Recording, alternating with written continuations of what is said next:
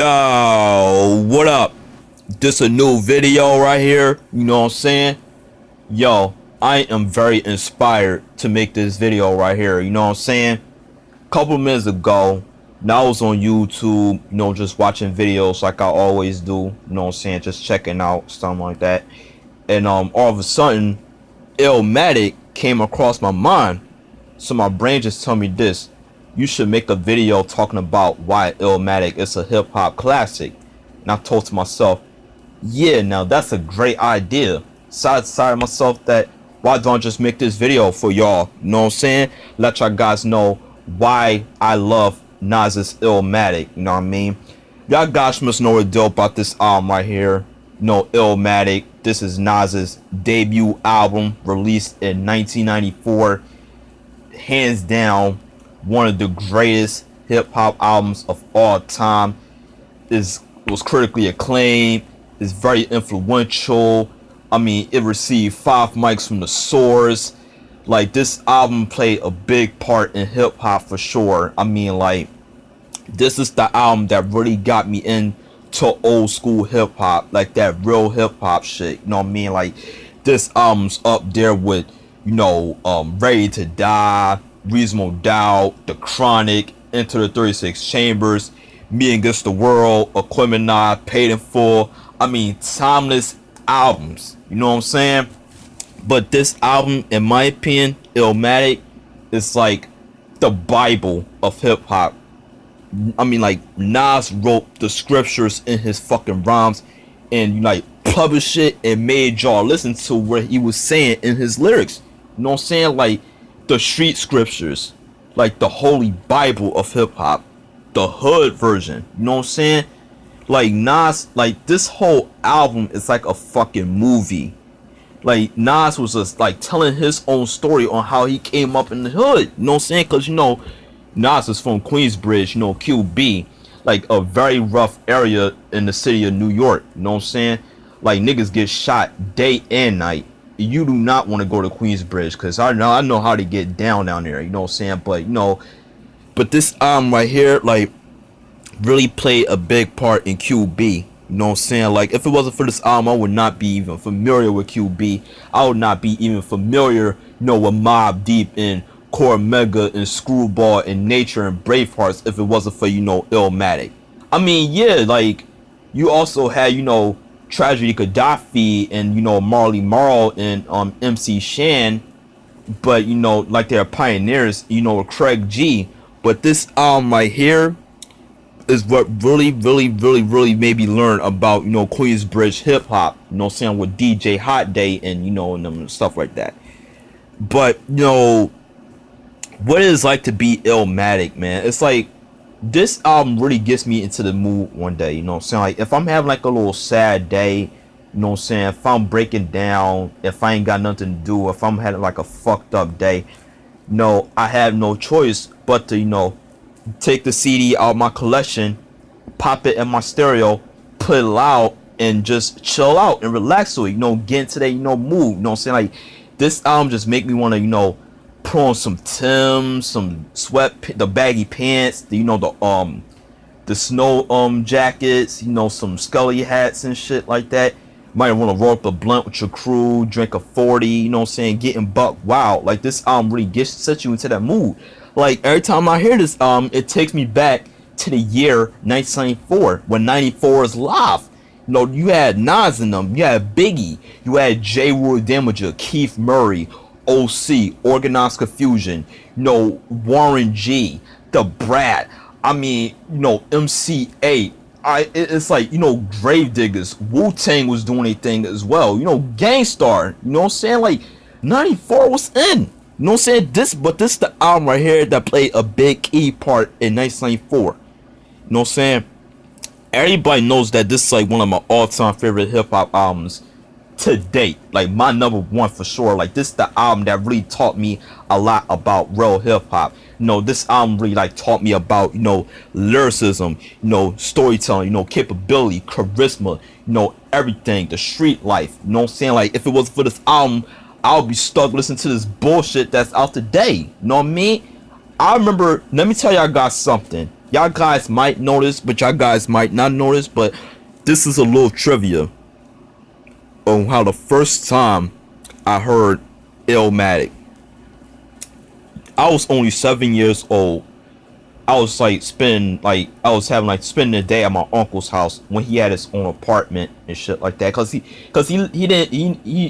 didn't live that far from me. He used to live right around McDonald's and Cheltenham Malls. That if you're from Philly, you know what I'm talking about.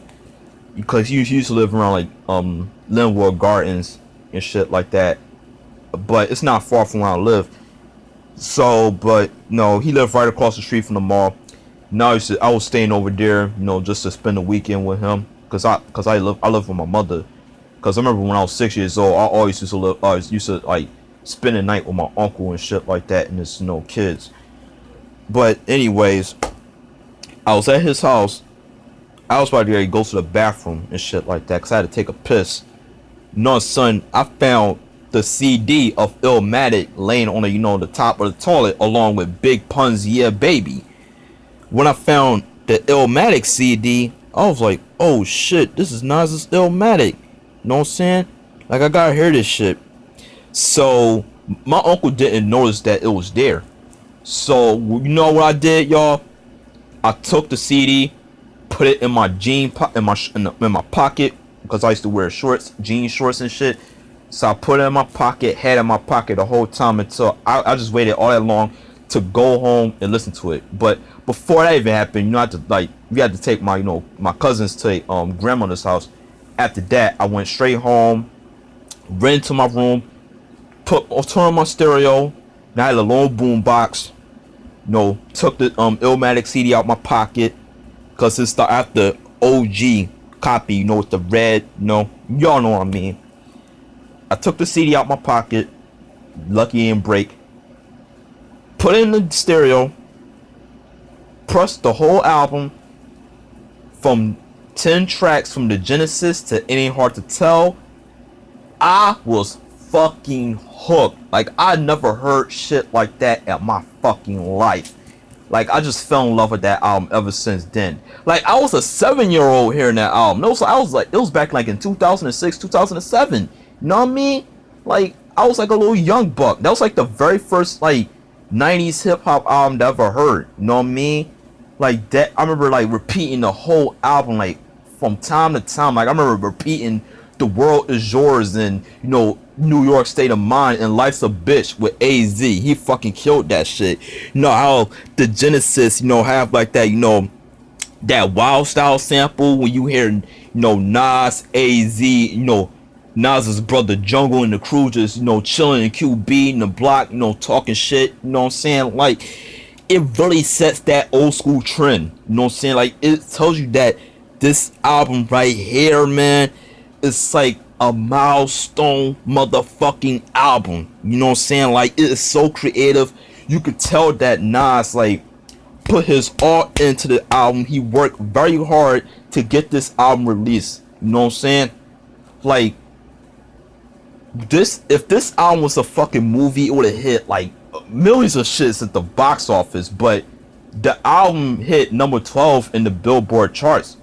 But it was still, big. You know what I'm saying? Like, people still fuck with it.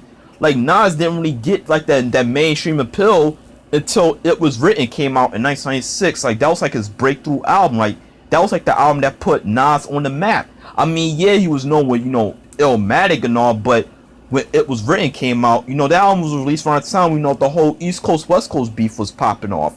You know what I'm saying?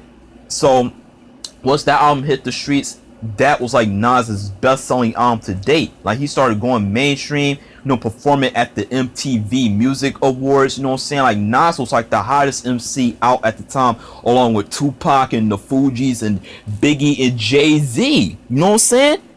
Like, everybody was expecting an Illmatic too, but I mean, you got when you hear It Was Written, you can get a little sense of Illmatic, but more, cinematic in a way. And in my opinion, I kind of feel like It Was Written has a better subject matter than Illmatic, but Illmatic is by far a superior album than It Was Written. That's just in my opinion. You know what I mean?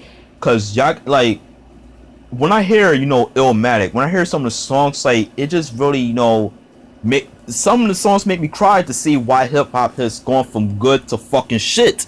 You know what I'm saying? And you had to believe that. You know what I mean?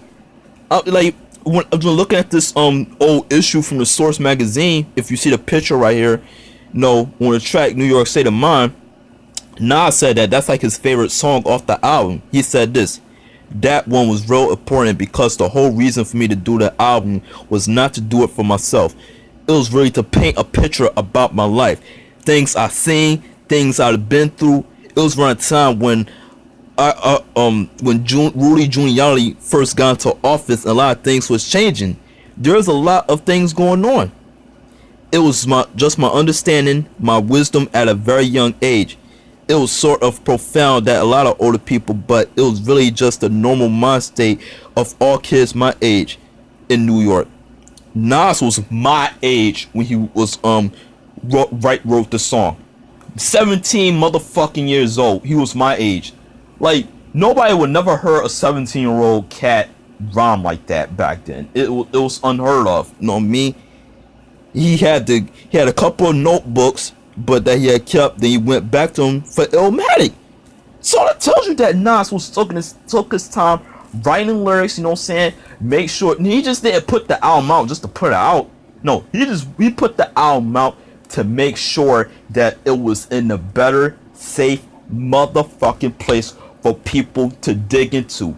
If you even not a fan of hip hop, you have to respect this album, because this album right here played a big influential part in music in general. You know what I'm saying?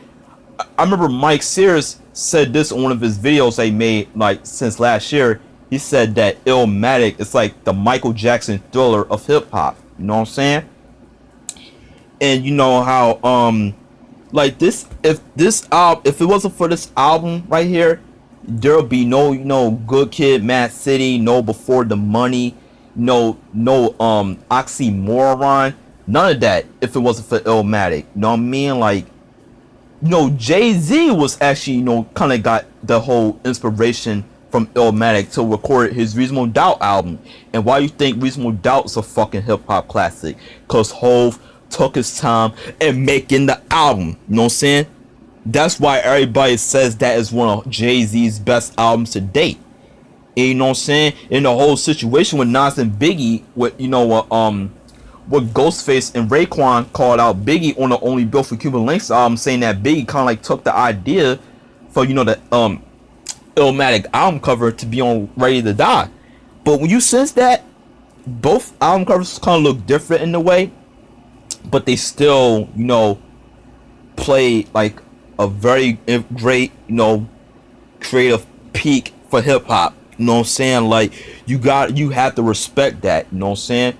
Like, this is the album that put New York, the whole East Coast, back on the map, along with Black Moon's Into the Stage, and Wu-Tang's Enter the 36 Chambers, and J. Will Damage's Sunrise in the East, and Biggie's Ready to Die. Because you gotta understand, around the time, around like 93, 94, the West Coast was fucking making noise. Dr. Dre and Snoop Dogg with Death Row was like killing shit. Tupac was doing his thing. Too Short was getting in. E40 was about to come up in the scene. You know what I'm saying? I mean, like, Ice Cube was, doing the Lethal Injection. You know what I'm saying? I mean, like, MC8 and Compton's Most Wanted and DJ Quick, they was fucking killing shit. You know what I'm saying? The West Coast was like hip-hop's, what you call hip-hop's noisemakers. You know what I'm saying? But when the East Coast retaliated, man, we knew that, we had to take the spot back. You know what I'm saying? If it wasn't for this album, you know what I mean? Like, one of my favorite songs from this album would have to be The World Is Yours. Because you know why? Because at a very young age, I knew that the song hold a special place in my heart. This from the sampling, the lyrics, the videos, the whole nine. Letting everybody know that we have to come together as one and not make the world a better place for our children. You know what I'm saying? That's why I uploaded that on the when I first started this channel. You know what I'm saying? Letting everybody know that I just adore this album, and I adore this song for the rest of my fucking life. this album will remain my favorite hip-hop album of all time, no matter motherfucking what. So yeah, like, this is like I said, the street scripture, the holy Bible of hip-hop. You know what I'm saying? Jay-Z's Reasonable Doubt was like the hustler's handbook. That Jay wrote that book, the album full of hustlers that was trying to get in the game. But if it wasn't for only built for Cuban links, there would be no Reasonable Doubt, no It Was Written, or no Do or Die. You know what I'm saying? Like, it's like those Illmatic, Only Built for Cuban links, Reasonable Doubt, and, Ready to Die and shit like that. They're like New York's rotten apples of hip hop, the holy trinity. You know what I'm saying?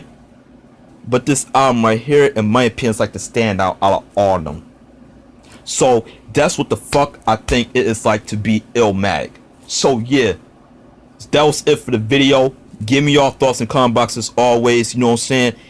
Let me know your favorite tracks on this album. My favorite tracks on the album have to be The World Is Yours, Ain't Hard to Tell, Life's a Bitch, Represent, and I will have to go with New York State of Mind. You know what I'm saying? So yeah, that was it for the video. Give me your thoughts in the comment box as always. Hope y'all enjoy it. Salute.